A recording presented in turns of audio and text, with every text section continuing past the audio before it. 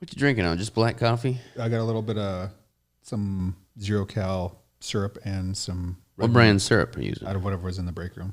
Is it clean? No. People send me stuff all the time. It's not clean. I probably don't use it, but you're using it. I'm using a little dash, yeah. My standards are just higher than yours, bro. It'll get filtered out as soon as we're under like 10 weeks. I usually kind of cut all those. I try not to do much for artificial sweeteners as it is, but they help just satisfy a little bit. Something with some flavor. But there's also Redmond Relight chocolate in here as well. That stuff is the bomb. Oh yeah. We had so this is take 2 on this podcast. We tried recording yesterday, and I hate that we missed that because we had a lot of like good little banter, preliminary pre-roll banter. We're talking about my blue light blocking glasses, which you said I should wear these and not these, right? I think those ones you have to be on a motorcycle to justify. They just look like. What about a unicycle? Could I wear it? Unicycle, bicycle, tricycle, but not a motorcycle. Not a motorcycle. Yeah. Okay. Or vice versa. What else did we talk about yesterday? I showed you a picture of the sandbox. I finished it last night. Oh yeah, you were building Rigel a little. Yeah, I built him a freaking slick sandbox, man. Yeah, you were talking a little bit about steering away from treated lumber or doing a little bit more cedar, right? Oh, that is awesome. Yeah, nice. I put a cedar liner on the inside. Yeah, because so it doesn't leach into the sand. Yeah, because the treated lumber, I don't know what they cure it with now. They used to cure everything with creosote. It probably still is creosote, but like we've gotten rid of all of his polyester clothes. So to me, it's like, okay, it doesn't. He obviously eats right, so it's like probably doesn't make sense for him to be playing in sandbox bleached creosote. Because that's right in his skin. You know, if he's got his hands in. So we did that. That looks good.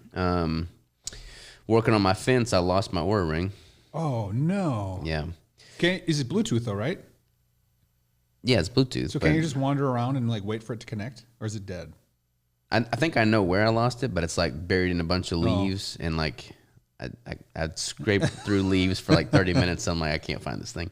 But I was thinking about that, and I'm like, the only thing I ever use my Oura ring for, anyways, is sleep, like just seeing how much I sleep.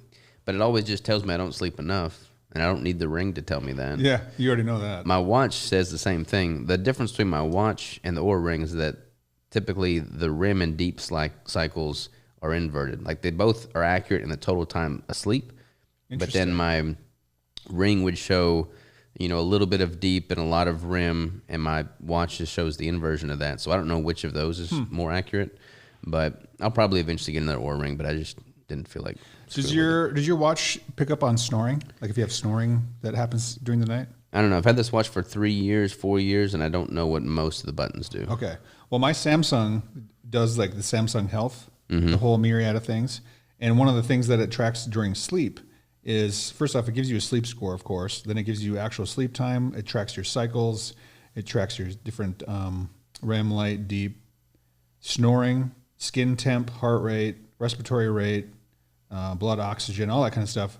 But the snoring, if it picks up on snoring, you can actually pull it up on the phone and listen to little audio clips of your snoring. Weird. Yeah. And at what time in the night you snore, which stage you're in when you're snoring, kind of just like helps you figure it out. Yeah. I've done like the mouth taping. I'm not doing it currently, but I've done that to help with snoring because I snore a little bit occasionally. Rigel snores too. So I got to get him fixed up there. But yeah, I need to get my sleep dialed in. I think my mattress is like 10 years old, and they say you got to replace your mattress every 10 years. So I think when we do eventually get a new mattress, I might get that 8 sleep mattress. Oh, yeah. That does all of that stuff anyways. But the thing I really like about it is it thermoregulates as you sleep. So if your body temperature starts elevating, it cools automatically to keep you in a certain core window of temperature, which I think would be super nice because I like it crazy cold. So do I, as I am a hot sleeper. I just radiate heat. And when we have the baby, Crystal's obviously going to have the baby in the bed, and she's not going to let me crank down the thermostat as much as I would. So if I've got a mattress that's keeping me cooler, I think it'd be worthwhile. They have one that's 2-zoned, right? Yeah. So this is 2-zoned. Okay, so like you can she crank have yours it hotter. down and you can crank yours Exactly. up. Wow, that's pretty sweet. Because like right now it's kind of warming up, so I've been turning the AC on at night and just letting the temperature do its thing. Yeah. And I'll set it at like 65, but then I woke up the other day and it was 58. In your bedroom? Yeah, which was amazing. I Yeah, loved I it. bet you slept good No, I slept super good for like 2 minutes. No, I slept good the whole way through. Like, but you only when get a it's- lot. You don't get a lot of sleep. I don't get a lot of sleep, but like I don't have a problem falling asleep, and I feel like my sleep quality is good. It's just not enough. Yeah. But it's gotta be cold. Same for me. I've been opening my windows lately because it gets kind of cool and crisp in the night. Crank the windows open, ceiling fan on. Then I have a little fan on my nightstand and just zips air across my face, and it's the best. Little background noise going. Yeah, I turned the fan on for that same reason. Yep. Yesterday when we were doing take one, we talked about. I kind of want to make this the conversation of just like time management, and optimizing for time. And I wrote about this in my newsletter too. But we started talking about how people in modern day society like use a pacifier in a sense. You know, like they have this waste of time to pacify themselves from their reality. And we talked about we were talking about going video to concerts, games and concerts, live music, sports, all that kind of stuff. and probably a good thing that one got canceled because I didn't want it to come across as me being demeaning towards people that go to concerts like yourself. Take two. Yeah. Take two. Because I asked you, do you like going to concerts? Because I love going to live concerts. Yeah. And would live at outdoor festivals if I could. And I've been to one concert. I lasted 20 minutes, and it was just not my jam, so I left. But you go to concerts all the time. I love it. But I don't like watching people live their life. I like living my life. And concerts, like your scenario, you're going with buddies, you know, lifelong buddies, so you're making memories. So, like, I could totally get behind that. Yep. But, like, sports teams. I don't watch sports teams. I don't watch football. I don't have a fantasy football league. I don't do that because, like, to me, the athletes are the one living, and everybody else is just watching them live. And, again, nothing against that, but that's just not my jam. And then we took it one step further. We're talking about people that play video games. And then like the next level deep on that is people that watch videos of people playing video games. Or live streams. Yeah. Yeah, live. We've had some technical difficulties. We've had to restart this podcast, I think, 3 times. A couple times. So we may have some repetitive stuff in there. But to finish the last clip that I do think was recorded is that I feel like people waste an obscene amount of time doing things that are unproductive and not growing their character. Yeah. And then there's benefit to disconnecting. Like you go to the concerts to disconnect. I go there to have a great time, make some memories, take some photos, see the people that I really enjoy listening to live. And you've got something to show for that. Like you've got more memories with friends. Yep. You've got experiences. Me disconnecting by working on the sandbox with Rigel, like that's something that I'm physically creating and creating memories with him in the process. Yep. I suppose someone could probably justify why they watch hours of somebody else live streaming video games, but I would have a hard time figuring out how that's benefiting their growth as a person. And not that everything has to create growth, but why not? Like, I mean, if you only got one life to live, it makes sense to kind of like stack the chips in your favor and try to spend your time doing things that are benefiting you. Yeah. Agreed. So, yeah. So that kind of led to our conversation on optimizing the time that we have, because there's not a whole lot of idle time in my day, but I spend an hour and 10 minutes every single day driving to the gym to meet up with you to train in Fayetteville because it's closer to where you live. And you're able to, we'll finish up, we'll get there at 5, train for an hour and 15 minutes. You leave, go take a shower, let the dogs out, go to the compound. I go home, take a shower, meet you at the compound for 8 o'clock meeting. But I think what we're going to do is we're going to revamp our gym, get it just the way we want it, build a shower in the gym so that you can start training there. We'll keep it at 5 o'clock, and then we'll be done, showered and everything by 6:30, and then we'll have like an hour and a half of productive work time before the crew ever even gets here at 8. Yeah, that'd be nice. We'll have a whole new window of just undisturbed quiet time. Yeah, because like the moment people start emailing me and I start getting messages and I get questions from the crew and people are slacking me and clients are messaging me, like I don't have as many creative hours after that point. Yep. So protecting those early morning hours is key, and we'll make the gym such that you've got everything you need for your prep. Nothing's left to chance, and you like prefer to train there. Yeah. And I was thinking too, like I don't know if you're open to this, but like, what if we listened to audiobooks while we worked out? Oh, I don't know. We'll have to see how that goes. I might be wearing headphones if that's the case. Something that sometimes I just need some 50 Shades of Grey. We can listen to that on audio. Yeah, read by Betty White. Yeah. She's the narrator? I don't know. I'm just making that up. But we could try. We'll have to see, because that might be a negative. That might not be too motivational.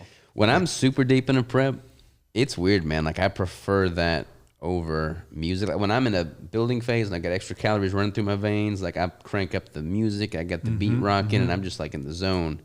But like, when I'm super depleted, I actually prefer like just listening and being like meditative with my training. It's kind of weird. That is kind of weird. Super weird, because you're weird. Yeah. But see, I think there's a little bit more stimulus there. So you're actually taking in something of content audibly, processing it through your brain. Whereas me, I just like to crank the music, not think about what I'm listening to. It just has some loud beat to it, and then I can just move some weights around. Yeah. So, I mean, we'll see. We could definitely give it a try.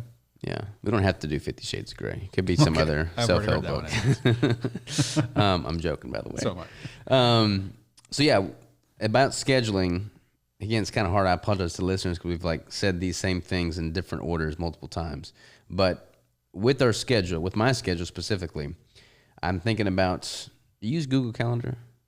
Yeah. Well, I have an Android phone, so it's all Gmail. All Google, yeah.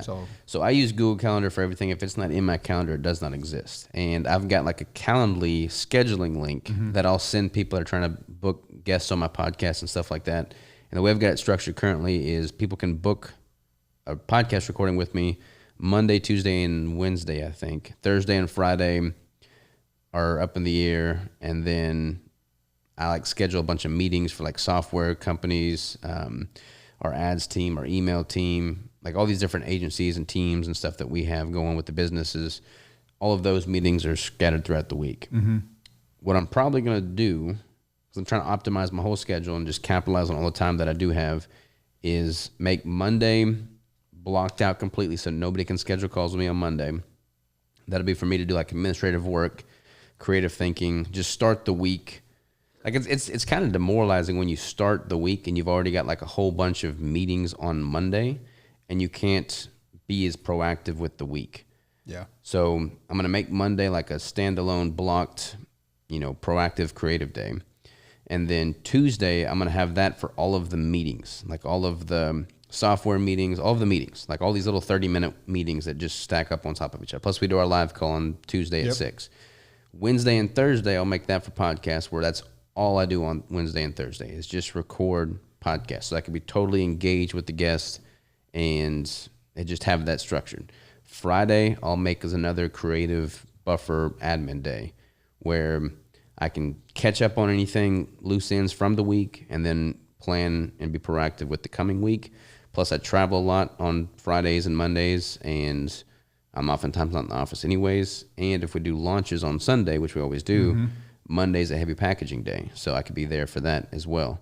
So I think I'm going to revamp my whole booking schedule so that people can only book meetings on Tuesday and podcasts on Wednesdays and Thursdays. That's a good approach, because I've seen your days kind of whirlwind out of control sometimes, especially like Mondays when we start the week with production and maybe something isn't going smooth. We need to revamp something. We need to spend a little bit of time in the kitchen.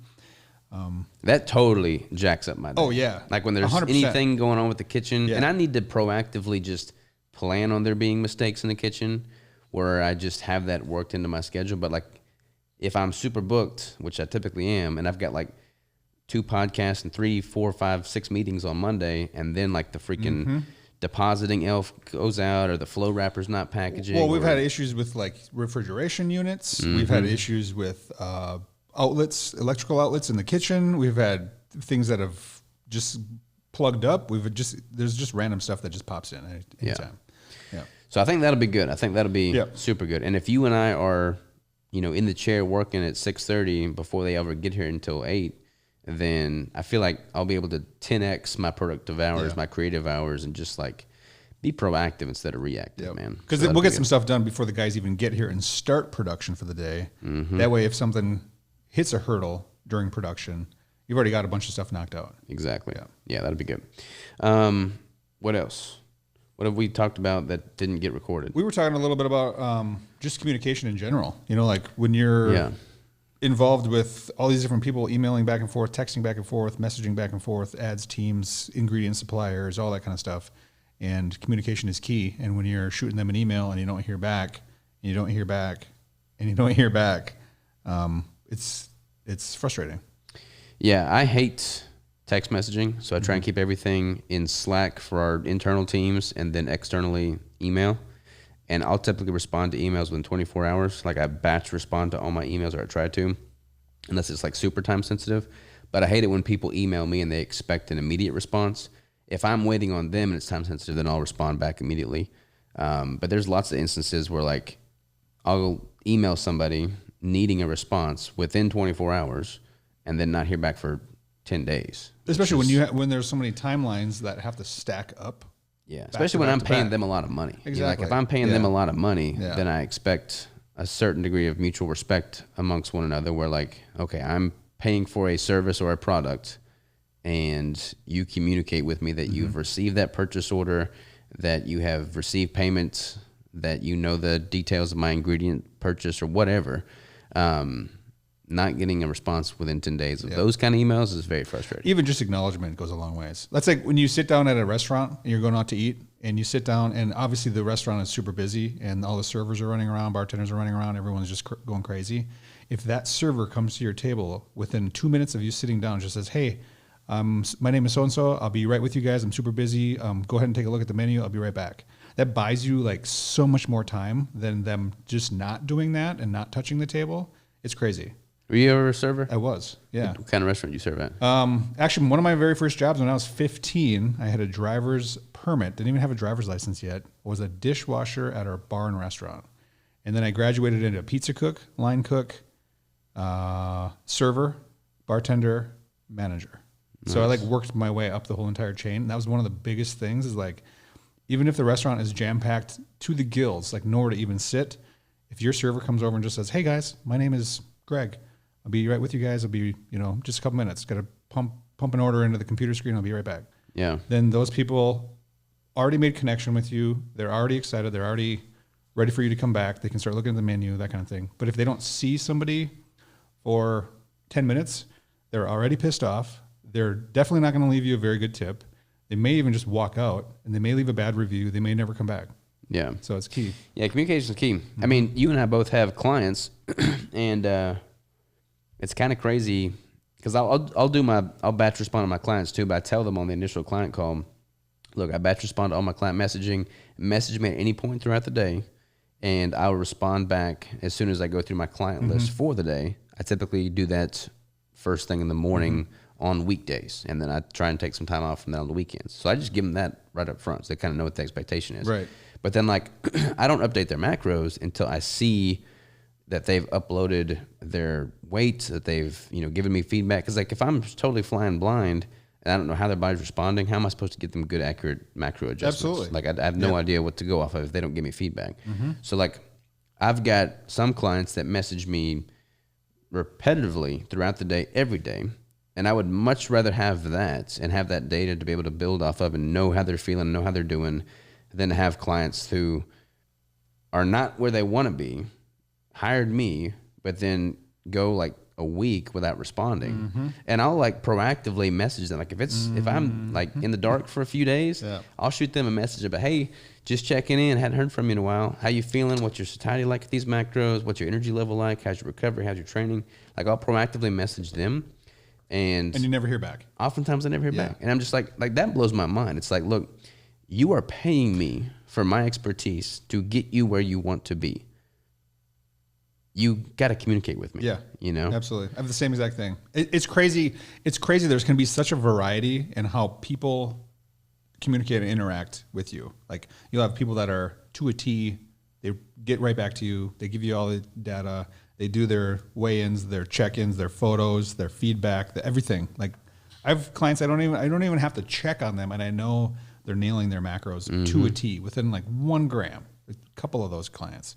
Then I've got people on the other end of the spectrum that I don't even know if they're on track with anything anymore because I haven't heard from them in 2 weeks. And their macros and their dietary logging is all over the board. Nothing's consistent. Nothing looks like it's even completed. And they don't look any different. And they're the same ones that are upset with lack of progress, usually. Yeah. I'm not putting everybody in a box, but that's typically how that works. So, I mean, what's that saying? We cannot manage what we do not measure. Yeah, what can be measured can be managed, Yeah. or some variation thereof. So, yeah, communication is key in all aspects of life. We still recording, Chip? All right. Yeah, I've got some friends right now who are going through personal issues, like they're a couple and they're like relationship issues, and like they'll go 2 weeks without talking to one another. Like that's crazy. It's obvious that's the issue. The underlying issue is the lack of communication. Yeah.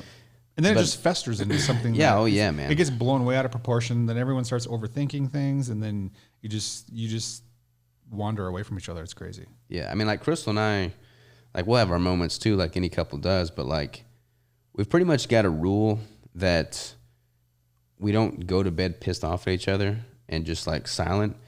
And that's kind of like how I don't really talk about things. I don't really verbalize things. Like if I'm super mad or frustrated, I just like go internal and get it figured out. Like I just figure it out. But if it's like with your spouse, then you can't just shut down on them, because then they're going to start wondering like, oh, did I do something wrong? Is there an issue here? What do I need to do different? So like if I've got an issue with her specifically, then I go internal for a bit, figure out the best, most tactful way to speak my mind.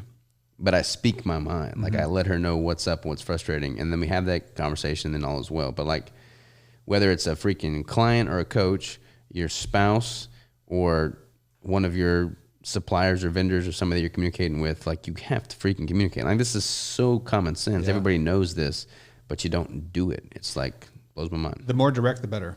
Yeah. Yep. Just get it out there. The more direct. And I feel like some people are really good at that, being direct or not. Like I don't mind having hard conversations. And I don't think I was born, I think that's something you learn, but that's how my dad was not very good at communicating with me. But whenever he had something, he was very direct when he did have something to say. So I just went very direct with things, and you know exactly where I stand on the matter. Like I feel like that in my mind is way better than beating around the bush and trying to like not give somebody the cold hard facts. Because like if you know exactly where you stand, then it's all in the open. The air is cleared. You know what the expectation is, and it's just boom, cut and dry. Yeah. Less room for misinterpretation, and assumption, and if you don't know, then you start assuming things, and then that festers, and then you blow it out of proportion, and then everybody goes downhill. They say when you assume, you make an ass of you and me, right? Yeah, have you heard that? That's good. I like that. I like that. Save that. So like with you and I, like I'm very direct with us. Like, hey man, my triceps are bigger than yours. Hey man, your macros. I knew you were going to say triceps. What about calves? You got me beat on calves for sure. Okay. For sure. As long as we're direct. But I tell you what, when I get that when I get that belt squat, did you ever do belt squat calf raises? Yeah. We did them at Ozark not too long ago. Yeah. But I have done them in the past. That's like the bomb, man. You can kind of like a donkey calf raise with it, but you get way better stretch with that than anything else. Absolutely. Standing. Yeah. So once I get that, I'm going to beat you on the calves. It's going to happen. It's going to happen. Doubt it. Calves are slow to grow though, man. My dad gave me large calves. Yeah. It's something that is very commonly inherited. And you were pretty heavy at one point too. And they say that if you're carrying around a lot of, like if you're overweight, then you likely have bigger calves because obviously your calves are pushing that weight. But I was never like huge. I mean, I think the heaviest I ever weighed was, 230s. That's what I was. Yeah. But I didn't get big calves. But I didn't have nearly the muscle mass. So that 230-ish or whatever, it was a lot more adipose tissue and not nearly the lean. Yeah. Yeah. Interesting. It's just bigger. Yeah. I was not blessed with the big calves or big chest. I got to get my chest dialed in. But that's why I got that standing chest press machine. That's going to be nice. I'm excited to see how that bad boy works. That's going to be a game changer. Yeah. Are you going to do a deload next week? I'm thinking so. I've been kind of dealing with tight, like rhomboid in the middle of my back. Yeah. And I can't get it to really release. I had a massage. She dug way in, and it felt awesome for a good 24 to 48 hours, and then it's just kind of retightened. And I've done some stretching. I've done some foam rolling. I've done, hot, cold, salon pods, topical, all kinds of stuff.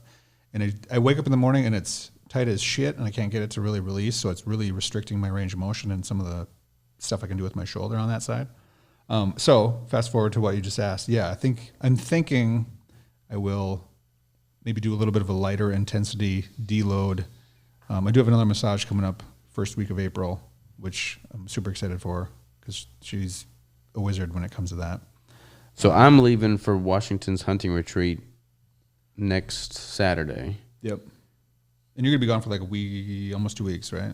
Yeah, almost 2 weeks. And I'm going to train while I'm on the road and there, but it's going to kind of probably be my deload because I'm not going to have my normal gym setting. Sure. But if you do a deload before I leave, the week before I leave, and I do a deload the week after, what's the best way to structure that? Like, are you going to just go to the gym every day still and then just do lighter intensity? I might just do, well, because we're thinking about transitioning into a full body daily split, right? Yeah, so I can just go heavy while you're going light this coming week, and then you do your deload, and then I'll do mine kind of while I'm on the road. And then when we come back, we'll just transition to full body. Well, how about we just finish out this week as we have it planned, and then next week we can reassess. Yeah. Okay, that works. I definitely want you to get healed up, though, man, because it's weird jacked up. Lifting way more on chest day than you. I can lift way heavier on my right side than my left side right now. Yeah. It's crazy. Like I woke up this morning and my entire delt was like it was flexed, just hard as a rock. And I can feel it when I move my arm around that I've got a little restricted range of motion. And I've never been one to be injured. Like I've never had like an actual injury while lifting. And this didn't happen as an injury. Like there was no spot in time where I felt something pop or pull or tear or even like pain during a lift. So it's almost like I've got a weird spot in that part of my back that I've had since like even high school. And I had someone look at it one time and they're like, oh, you maybe had an injury way back when you were younger and you have some inflammation or something that's kind of scar tissued up or whatever in that area. So anytime I go get a massage, she always hones in on that same exact spot. I'm wondering if it's something related to that where it's just tight muscle, something won't release. I don't know what the deal is. Have you ever tried like targeted red light therapy for injury? No, I've not. Because I've actually got a podcast. The reason I say this is I got a podcast today with an owner of a red light company, and he gave me one, so I've got like a targeted red light device. But I don't ever really have acute pain, so I have not been able to like test it out to see if it makes a difference. But I've got it at the house. You want me to just let you borrow that and see if you can notice a difference? Is it just something like on a stand or what? No, it's like it's 3 lights and it's like on a strap, but you can strap it to your shoulder. Yeah, I had it on my neck the other day. Yeah. But you could put that on your shoulder or right there on your central back area and see if it makes a difference at all. I don't know. I'm down. So yeah. I've been just popping like ibuprofen and whatever, and I'm not a huge fan of pain meds ever. Yeah. And it's the only thing that kind of keep it tame right now. So. Yeah, I don't like pain meds. I haven't taken pain meds in a long time. When I was younger, when I was overweight, when I was just eating like crap and feeling like crap, I used to be on ibuprofen for headaches and muscle soreness and all that kind of stuff. And I've since drifted way away from any type of pills, potions, meds, prescriptions. I usually take nothing, because I don't have anything to deal with. But I had surgery once when I was a kid, and they gave me Oxycontin. That's a pain reliever, right? Oxycontin. And I think I had one the day after the surgery, but I couldn't tell a difference from it, so I just threw away the bottle and used it after that. Could have sold it. Just kidding. Could have sold it. I don't know. I just don't like pain meds, man. I like to feel the pain and just like know where my body actually sits as opposed to masking it. Well, I just don't like to put random weird shit in my body. Yeah. That's just hard on your organs too. Hard on your organs. All right, man. Well, we've done multiple takes of this podcast. We've had a lot of technical issues. I got a client call in just a few minutes. So to the viewer, to the listener, I apologize. This one didn't flow as good as they will, but we got it done nonetheless. We haven't missed our weekly cadence with it. So we will be back hard and heavy next week. With me being gone for like a week and a half, what are we going to do? Yeah, we're going to have to, maybe we can preemptively record a couple or something. Yeah, we might have to do that. Next week we're going to be packaging sold out Primal Fudge. Yeah, it will sell Fudge out. Will launch. It will sell out. Yeah, Primal Fudge will launch, and that'll be a big heavy package day. Yeah. So we could just for y'all, because y'all are in the inside scoop with the work podcasts. We're gonna have a spoof launch on April 1st. We're planning to. We haven't ironed out the details. We can tell these people though, right? Like they can be in the know. Yeah, but we don't know what the details are going to be yet. Yeah, we don't know what the details are going to be, but we're probably going to put out a social post for the people that are ignorant and don't watch the Work podcast.